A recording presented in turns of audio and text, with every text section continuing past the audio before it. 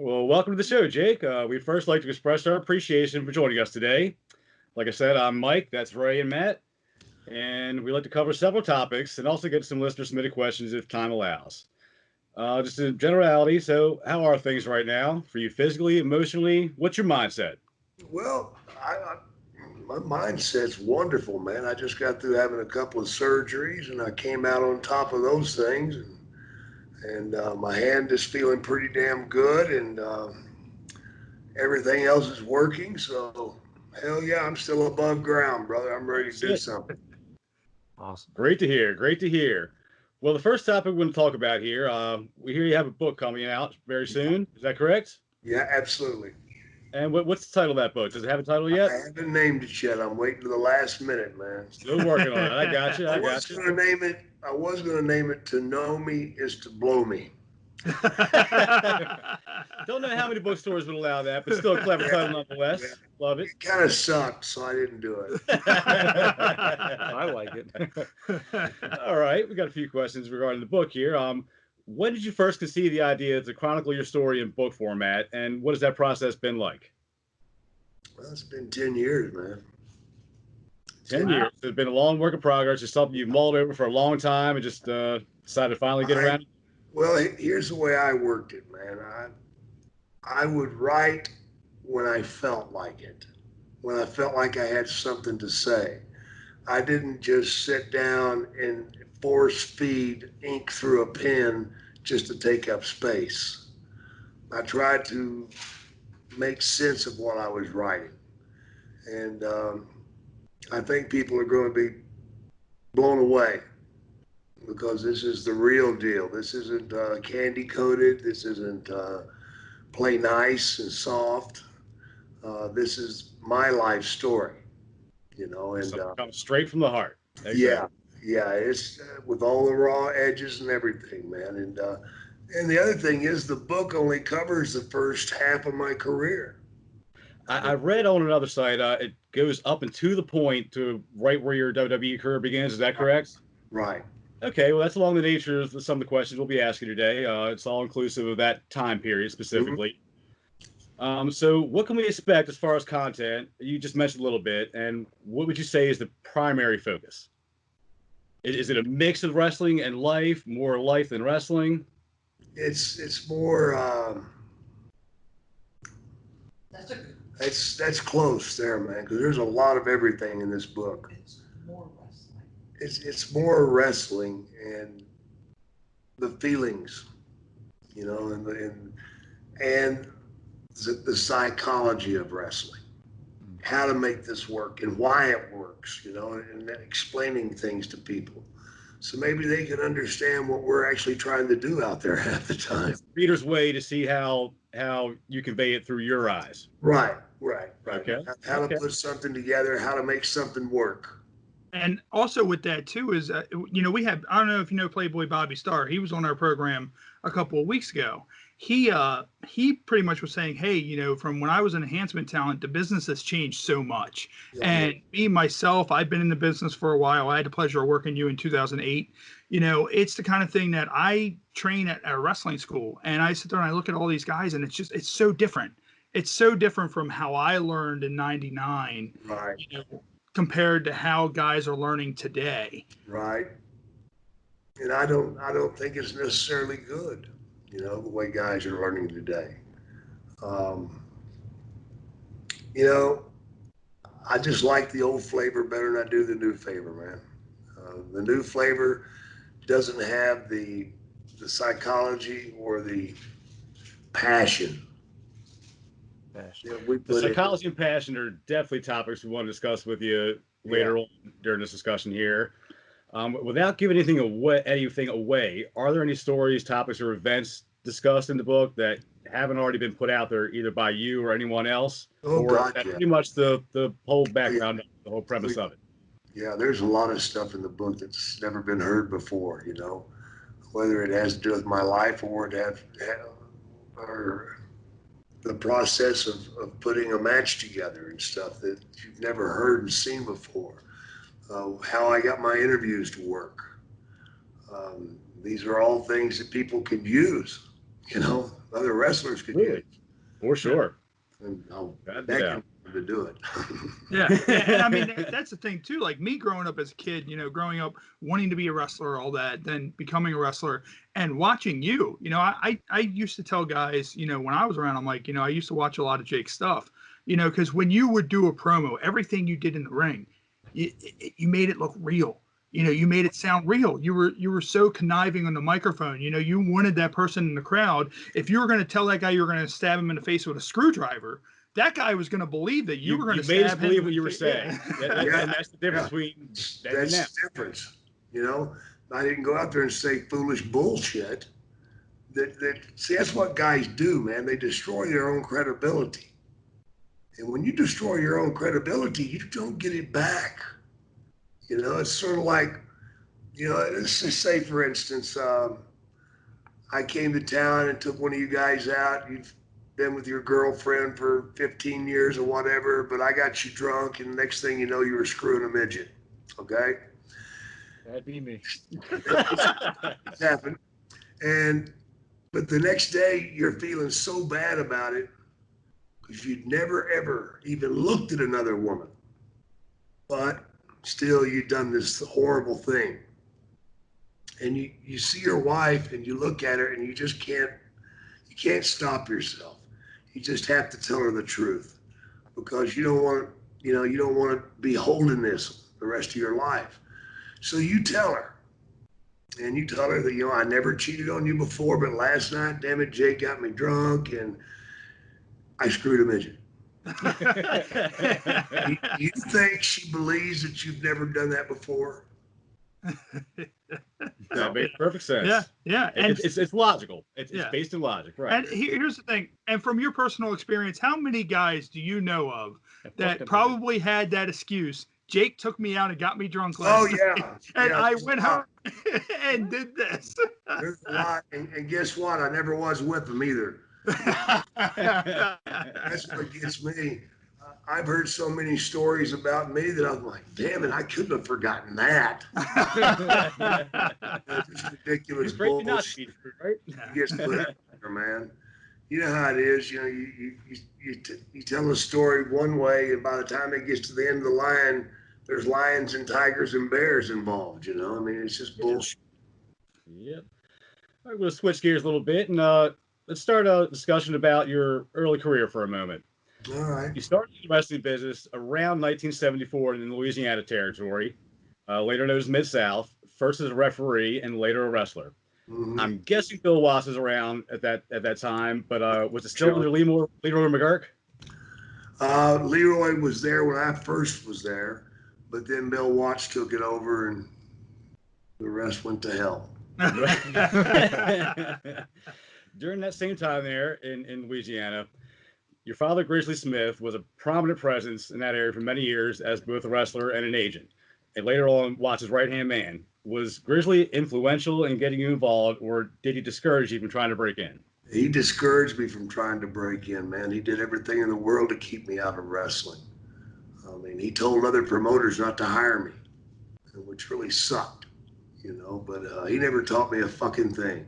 And it's hard enough to get it in as it is and have that kind of obstacle in front of you. And unfortunately, because he was such a big guy, he'd had his run on top, for years.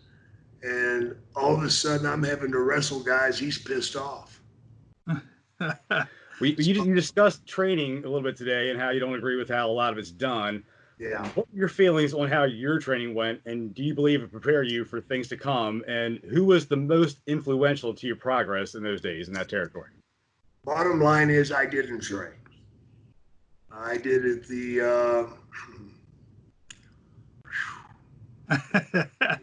trial and error method, which is really wrong. And it was incredibly hard, man, to come up the way I did because I didn't catch it. I didn't get it at first.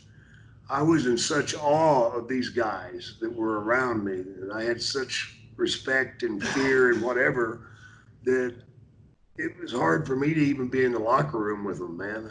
I was just so blown away by it, just completely intimidating and a Yes. Oh, kind of yes. atmosphere. And if it wasn't for a guy by the name of Buck Robley, um, him and my father didn't get along. So every time he found that my father had gotten me fired somewhere, he'd call and get me hired somewhere. I went and worked in Kansas City for him, and it stayed there. The longest I'd stayed any place. I think I was there for about 5 months. Usually I lasted about 5 weeks and I got fired because I was so bad. But Buck took me aside and said, "Look, kid," he says, "you need to go someplace where they don't know you." I'm like, "Well, why?" He says, "So you'll quit fucking thinking about it." That sounds like solid advice. And a place we don't know, would that be at later on Calgary? Well, that's where I went to Pacific Northwest Wrestling, which was Vancouver. Okay. And I did Vancouver for about a year. And that's when I got my break on how to work. Because it's a completely different job to work first match or the last match. It's a whole lot of different stuff goes on. Well, it used to be that way. Now everybody does everything the first match and the last match, whatever. But to hang on for that long and then to finally get the break there. And then I went to Japan for 8 weeks, and then I went to Calgary and got another break. And I wrestled a junkyard dog, which was miserable. Oh my God, he was stiff. Oh, Oh my God. and Japan in general, I heard Japan is just very rough, Oh, it especially was if you're back young. in those days. In those days it was brutal, man.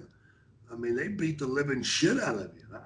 I used to say that going to Japan and wrestling is like being let out of jail once a night to have the fucking shit beat out of you. Oh. You know? Because we'd ride the bus all day and we'd do what we had to do, but then come nightfall, man, wear your ass out. Because number one, they're in the best fucking shape of all people. The Japanese wrestlers are in so much better shape than the American wrestlers. Well, they start them in elementary school with working out before classes. They're so regimented that makes sense. It's brutal, man. I'm watching a guy before the match do 3,000 squats. That makes me just want to throw up just thinking about that. Like, good Lord. 3,000 squats in a year. How many squats do you think Jake Roberts did in a year? Not 3,000. 2,000.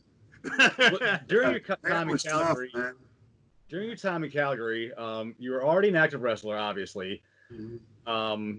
And were you ever subjected to any sessions in the infamous dungeon?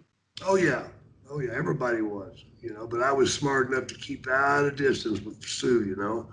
When he started coming around and touching me on my shoulders and stuff, I got real busy.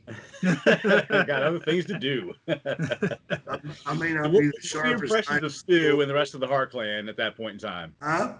What were your impressions of Stu and the other Hart Clan, members of the Hart Clan at that time? Oh, brother, it was just fucking psycho circus, man. It really was. It was a psychotic circus. Because the shit those boys used to do to each other, the shit they used to do to their old man. I mean, hell, we'd be going someplace and all of a sudden we'd see the ring truck going the other way. What the hell's that? And then we get there and find out that Smith Hart had sold the ring truck to the opposition. Oh, wow. Yeah. Sell his dad's shit. And then look, there goes my payday. Yeah. Wow, that is incredible. And the ribs and the drinking and the crazy shit that went on up there, man. Oh my God. My God. It was nuts, man. Really nuts. Now, thanks to the WWE Network and some of the older footage that's still around, some of the earliest things I've seen of your work come from the Carolinas and Jim Promotions. Yeah. That area at that time was chock full of talent, and you became part of the roster in the early 80s. Many of the stars there at that time, much like yourself, would go on to fame in the WWF during their boom period. Names like Piper, Steamboat, Valentine, again Yeah, yourself. The everybody. list goes on and on. Being there with that crop of guys, did you foresee them attaining the level of fame and notoriety that they would achieve on the horizon? I mean, they were already stars, but not mega Yeah. stars. I don't think anybody could see what was coming when Vince opened it up, man. You know, if you say that you could see that, you're a liar. Because Vince is the first one to actually put it up there and get it out there for everybody. You know, so that's bullshit. Yep, yep. Now, on that same note, were the Crockett family comparable to the McMahons in as far as how they ran their company, or was it night and God day? no. God no. No. Jimmy Crockett didn't have a fucking clue as to what he was doing. Um, David Crockett, no. No, they were little rich boys that wound up blowing the whole fucking deal. You know? Well, because their father, Jim Sr., obviously started the promotion back in the 1930s, and he was into promoting not just wrestling, but the circus, baseball, concerts, everything. all kinds of things. Right. Yeah. So once they got into it, it's more of a little plaything for them, you're saying, as opposed to taking it as seriously as Senior Well, did? They wanted to take it seriously because they needed the money. But the problem was they didn't know anything about wrestling. You know, and unfortunately, they wound up hiring a lot of people and putting them in the top position that didn't know how to do that job. Main one was Ole Anderson. Ole Anderson was a great wrestler, but he wasn't a booker. You know, That oh my was going to be God. one of my later questions as Yeah. well. So we get to the Georgia section in a minute. You something like that, Ray? I feel like what you just said with that. I feel like a lot of independent companies nowadays lack because of that. They have so many guys that just don't know their ass from a hole in the ground. You know, you have this guy. Yeah, you have this guy who just sucks. He'll never make it anywhere, and he's like, "Well, fuck this. I'm gonna go start my own company." And it's like, "Well, dude, you suck. You know, so everybody else is gonna suck too." You know, it's Now the sucks train somebody else. They suck a little more. They train somebody. They suck a little more. So on and so forth. Yeah, exactly, man. That's, you know, it's like wrestling schools. What do you have to do to start a wrestling school? Nothing. Credibility. Yeah. Put some chalk on the wall. Yep. Yeah. You know, and these poor kids that are going and giving their money to these guys are being ripped off. Their lives are being endangered, and their dreams are being crushed. Yeah. And you know, there's some guys that, you know, they walk into the wrestling school, and I've seen some of them before, you know, where you look at them and you're like, this guy's probably never going to make it in the business. Yeah. You can tell by day 5. You know, the guy can't even get a back bump down. And it's like, you know, dude, and you know, he can't do one push-up. Yeah. Right. It seems like they have these ideas of grandeur, and the quote unquote trainers today won't tell them they don't have what it takes, whereas they would in years past. They'll just take the money. Yeah. Right. They'll take the money, and that's what it's about. And that's so wrong, man. And it makes me sick when I see kids getting done like that. You know, but life goes on, man. Sure does. Now, you mentioned Ole Anderson, so we'll get on Georgia for a second here. Georgia Championship Wrestling was one of the first promotions to be broadcast nationally via the TBS network. While you were there, you became the national television champion. Was that a big deal for you? And what did that national exposure mean to your career up to that point, when wrestling was, before that, just regional in scope? Yeah. Well, as far as my career boosted it enormously right then. Number one, I was given the booking job. So I was writing the television. I was running it. And I took it at a time that Tommy Rich and Buzz Sawyer were running it. And it was a fucking joke. But they were the top 2 baby faces. And then Buzz's little brother was the other one. And Buzz and Brett were beating the Road Warriors every night. Wow. And both of them are like 5'5", 5'7". Right, just little fire plug, exactly. The first thing I did when I went in there is I fired Tommy Rich, I fired Buzz Sawyer, and I fired Brett Sawyer. Oh man, so you really went in there and mixed it up. Yeah. And you were like, all right, you 3 fuckers, you're gone. He shit himself because I just fired his top 3 baby faces. Now, were you were you booking the show at the time where the original Legion of Doom was formed with Hawk Yes. and Animal yourself? Yes. And okay. Yeah, That sounds like a Jake idea. we were riding together, man, and Hawk used to love watching cartoons, man, and the Legion of Doom, the Halls of Justice, and he could do the voice, and little weed, man, here and there, get your creative juices going, and I came up with a lot of great ideas during that time, man. Not only making the Road Warriors mean something, but I also made Ronnie Garvin mean something. Ronnie Garvin got his big push then. Brad Armstrong got a good push then.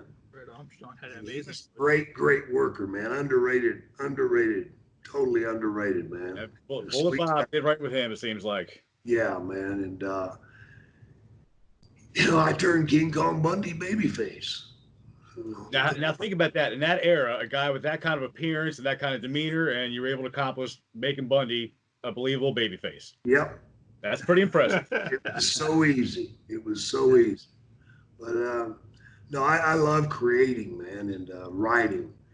And, at that time, Georgia Championship Wrestling had a bunch of managing partners, and they were all cutting each other's throats and shit. And then they wound up selling it to McMahon.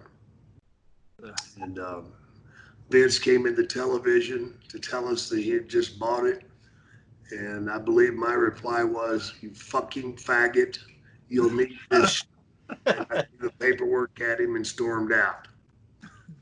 Because he'd just taken away my play toy, man. Yeah.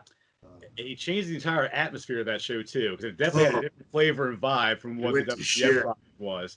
They had that in-studio show that was doing great numbers, and he brought in, I believe, did he retain Freddie Miller? Freddie Miller, was he still there? A short period of time. Yeah, I think Gorilla was doing commentary, and then they would show studio matches or fucking brutal, stuff on the 4-state Spectrum. It was just a totally different show, and did not go over well with the audience that was used to their. And they found out they did exactly what they wanted to do. They wanted to cripple it and kill it, And well, mission accomplished there. Yeah, well, Vince has done it, and then sometimes he just hires somebody to do it for him. Whether it be. I ain't gonna say that out loud. You know who I'm talking about. I gotcha. We gotcha. Was Ole Anderson as grumpy as everyone says? And no, he's a lot worse. A lot worse. And you'd already mentioned, this was a question we already had too, about your thoughts on him as a booker. So you think he was the shits, huh? He was horrible. Oh my God. I remember he was booking in Charlotte, and there was a gentleman there by the name of Blackjack Mulligan. And Mulligan, 3 straight weeks in a row, walked into the office, walked over to Ole's desk, and knocked him out. So I love Mulligan for that. Did he just literally just walk into his office? Yeah. On the floor? Knocked him fucking out. Point made. Do it over again next week. Well, he told me, he says, "Don't stand up because I don't want you to hurt yourself falling." Because you're going down. Blackjack Mulligan, of course, the father of Barry Windham and Kendall Windham. Yeah. How about Barry? He's another guy that doesn't really get his due, I don't think. He was a fantastic partner of mine. Great hand. Barry and I had some of the best matches of my career. Back in the Florida days when it was me and Kevin Sullivan against Barry and Dusty, and had a great time in the ring with him. Jesus Christ, he's big as a house now. He's big. We saw him a couple of years ago here in Maryland, and I'd say he's over 3 bills easily now. Oh, easy. Yeah. Just like his father. Yes. The older he gets, the more he looks like him. It's uncanny. Yeah. The Von Erichs, Texas. You had a brief stay in World Class. Everybody knows of the tragedies that befall that family.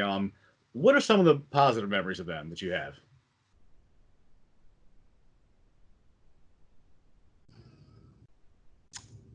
I don't think I did, man. Wow, that's that speaks volumes, though. Yeah, that was a long pause too. Like I said, we're trying to avoid any negativity here, and that's well, we were starving to death working for the Von Erichs, man. That's something we've heard. Unless you were working with them directly, you didn't Yeah, really make a lot of well, money. we were working with them directly and still not making any money. Oh, Jeez. Jesus Christ. Yeah, so I was only there for, I guess, about 5, 6 months, man, and I had to get out of there, man, before I starved to death. You know, You did get to work with Chris Adams and Gino Hernandez, so you were getting with the. Okay, so that look right there says what you think about that. here's the thing, man. I always went in the ring and worked hard, okay? And I wanted to make it believable. And now all of a sudden I'm in 6-man tags, and Gino and Chris are basically out there just trying to keep away from getting hit by the Von Erichs. Because those boys, they'd hit you from anywhere. You know? I mean, if you got in the corner, man, you better do this and cover your nuts. Because Kevin was going to run and he was going to jump and he's going to throw this punch, that punch, and one kick all at the same fucking time. Oh, Jesus Christ. Was it a case of them, you think, being unsafe or just full of piss and vinegar? Unsafe. Unsafe? They didn't know what they were doing. They didn't want to do it. They didn't want to wrestle. And that manifests itself later on clearly. And that kind of goes. Mike Von Erich never wanted to put those damn boots on, but he was forced to.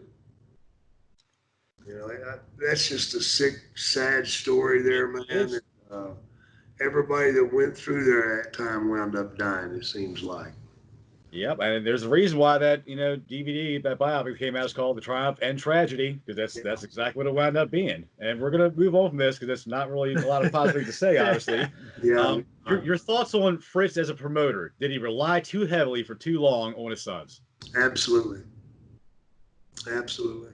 You know, nothing mattered but his boys, and he just, you know, some people get their pockets too full, man. They get lazy. And Fritz wasn't a great booker. He just, you know, he took that territory.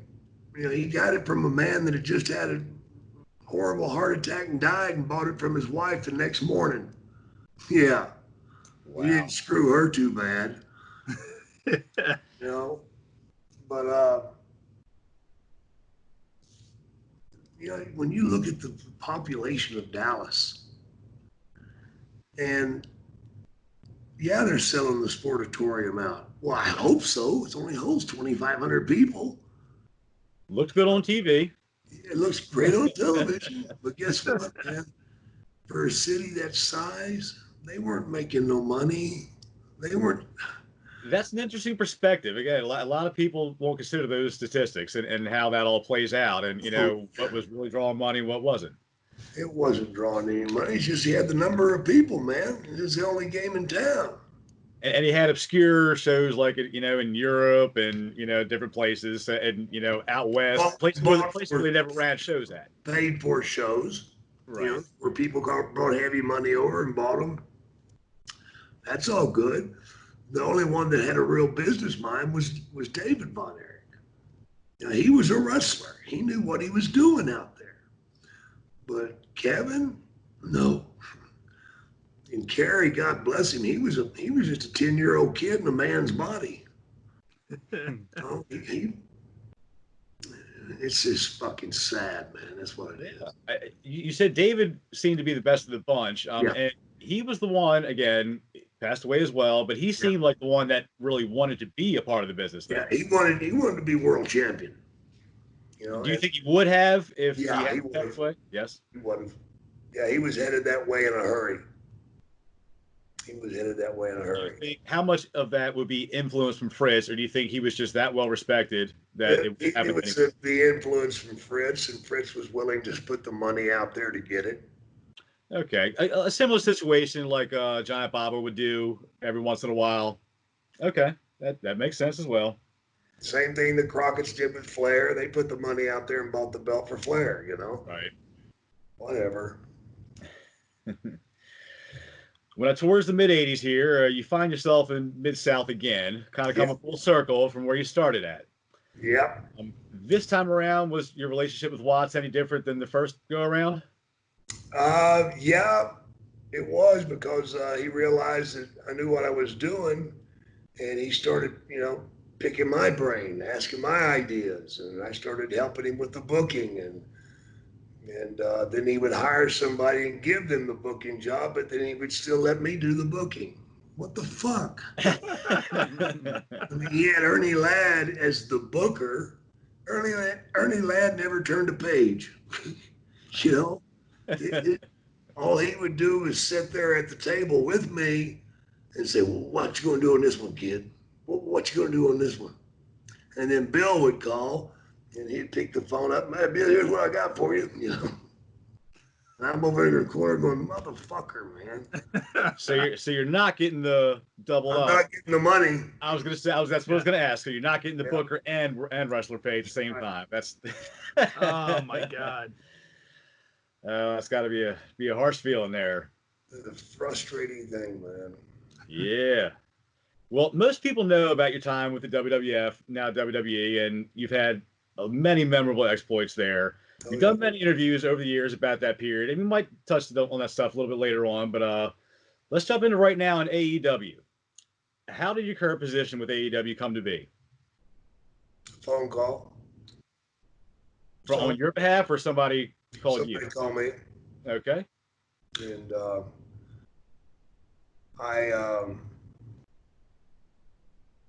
I'd been wanting to be back in the business, but only if it was the right spot. And AEW is definitely the right spot for me. I've never had a promoter treat me as good as they do. The respect. It's very refreshing to hear. The respect, the way that they get you there, the way they take care of you. I mean, they're this COVID thing, man. They played it down the line straight, brother. In wrestling, we're all used to cheating or whatever, and taking the short way or whatever. But they're not. They're doing it all right, and they're taking care of their people, man. Yeah. Well, on the COVID note, Ray has a question about that in this whole situation right now. With COVID, Jake, you've been around for a very long time. Did you ever think that there be a point in your career where you would be performing each and every week with no crowd? Pretty much. No, in a national company, no less. Yeah. Well, not in a national company. It was that way when I worked in Memphis. But For different reasons. No, nobody ever saw COVID coming. Nobody ever seen the way of living the way we're living right now. And it's a shame that I think this is going to be drawn out even further.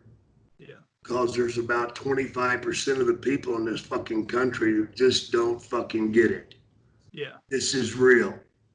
Yeah, I mean, we just saw online Dallas, his family's going through the stuff with COVID. We're going to have him as a guest about a week and a half ago on the show. And, they had to reschedule. I think it was a couple days before they were like, we need to reschedule. And I saw the video and I'm like, okay, it was probably because of the COVID stuff. And he's like, look, he's like, I don't feel, he's like, I'm different from what my daughter is. My wife's not showing any symptoms at all. So it's crazy how all that works, with everything. It is what it is. If you're sick, stay at home. Yeah. That's all. Come on. Just use common sense, and unfortunately, a lot of people don't have that. Exactly. They don't, man. And those people are going to keep screwing us over, and we're going to suffer for it. My thought is every time you catch somebody with a mask off, you ought to punch them right in the fucking teeth. Maybe I think that way. On my way here, I stopped to grab a beverage, a bottle of water, and there's probably 20 people in the store. Everybody keep a distance. Everybody wear a mask. One person walks in without one, just as bold and brazen as can be, acting like no big deal, no problem. People give them looks, and I think what you just mentioned is eventually going to happen. Oh, I wouldn't start swirling them. They're gonna be like, "Get out!" Or you're gonna just give him a short arm clothesline. Just boom, just short arm clothesline right in the middle of the store. I think you might be better off with shoving a fist up their ass. Somebody just stabbed somebody last week for not wearing a mask. Oh, yeah, Jesus. it's going to start getting bad with this. Yeah, Oh, yeah. it is. That's a way to go in. Still the same end result. Yeah. What is your opinion thus far, based on your personal experience of what AEW brings to the table as a company on a national level as an alternative opposed to NXT? Well, it's an alternative, no doubt. It is different. I like it because it is different, you know. Whereas NXT is just a bunch of guys that are trying to still get that final place. Isn't it funny how so many guys from the A list are being shoved down into the Right. They're starting to blur those lines with the separate brands already, you know, and it's making it seem like, well, if you got to shove these main roster stars down on here, what is that saying about them? And then when you throw the NXT guys up to the other level, it says, are they ready? Are they not? It just makes a confusing mess out of the entire thing. And they don't even look like they belong in the same company. Oh yeah, and I think what it is too is what Jake said earlier is I think WWE, their pockets are so big. You know, they stopped trying so long ago. You know, and it's just been to the point that they stopped trying. They'd rather have a guy and not use him just so nobody else can have that guy. Oh yeah, absolutely. Eat everybody up. We've seen it a lot. But that's been the MO since the territory days. You know, cherry pick the best guys, shut down the territories, but now unfortunately there's nowhere to get those guys from. So he kind of shot himself in the foot there. And real quick, what we're gonna do, we have to take a break for some commercial stuff, so we're gonna take a break. Also, if anybody needs to hop up, you know, get anything, we'll be right back after first from our sponsors. I'm gonna go play with my snake, man. I'll be right Ladies and gentlemen, welcome back to the Happy Hour podcast. Of course, I'm Ray, sitting here with Matt and Mike. We're sitting here with the legendary Jake the Snake Roberts. Mike, floor is yours, man. All right, where we left off, we're discussing AEW. What is the best thing AEW can do right now to improve their show, and what things should be avoided? Well, all they got to do is keep wrestling. You know,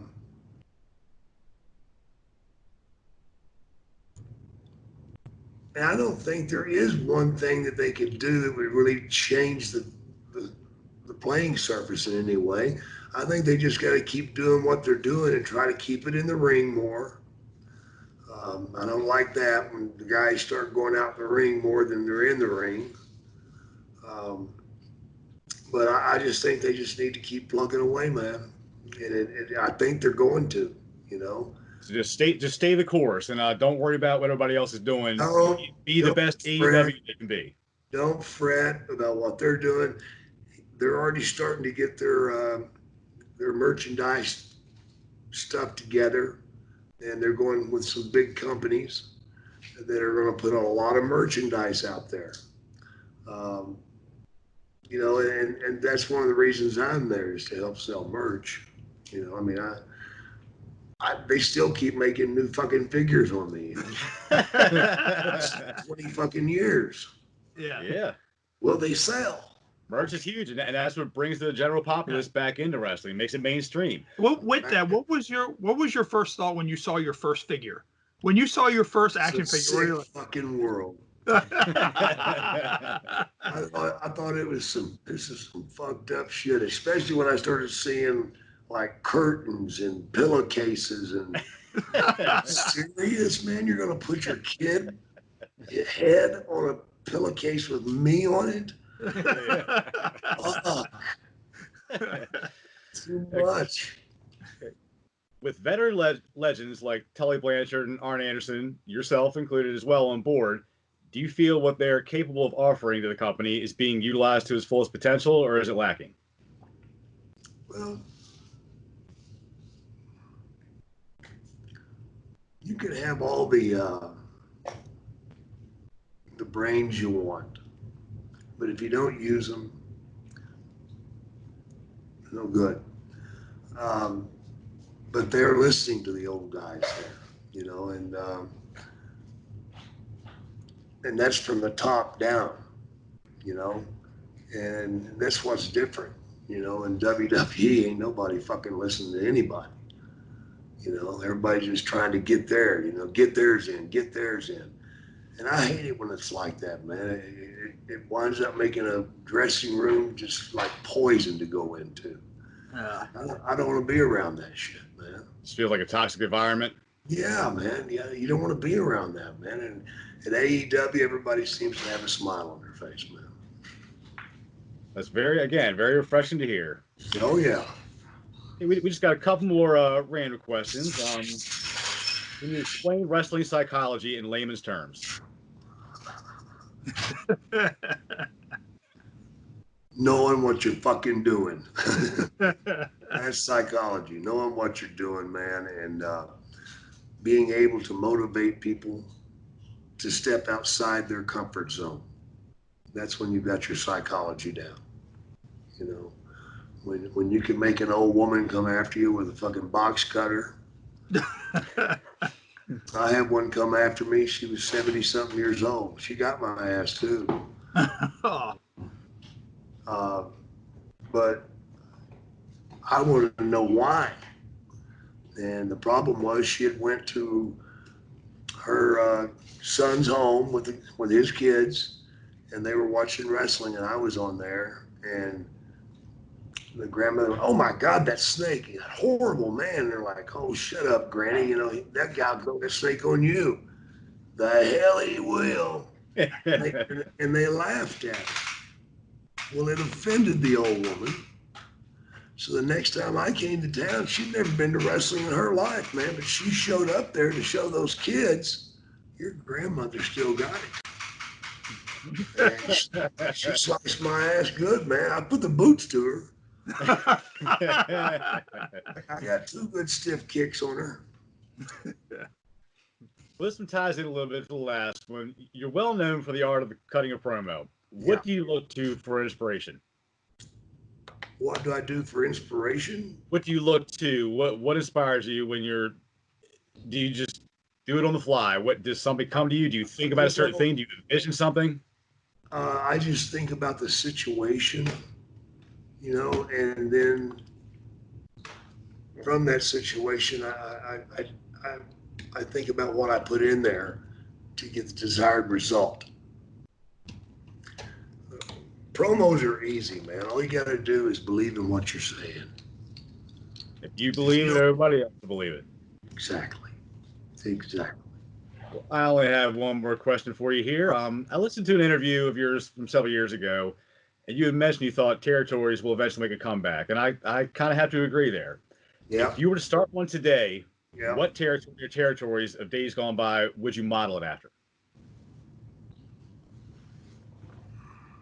Paul Bosch's territory. Houston. Okay. The way he ran Houston, he treated you like a man, he respected you, and he put a solid product out there, you know? And he was Houston wrestling for forever. And he was such a gentleman. He had such class. And he made you feel proud to be a wrestler. And not some backroom bullshit, you know? And I think that the territories are going to come back. This COVID, It might. Could bring them back, yeah. you know, if it keeps going on, we're going to be doing a small territory just so we can eat, you know. Yeah. And with that, Jake, we know you have to go. You have to be in Detroit tomorrow. We appreciate your time for joining us on the Happy Hour podcast.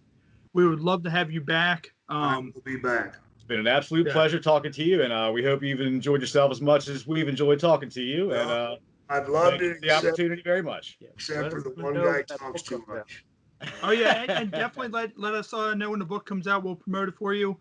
Yet again, thanks, and we will see you next time. All right, take care, guys.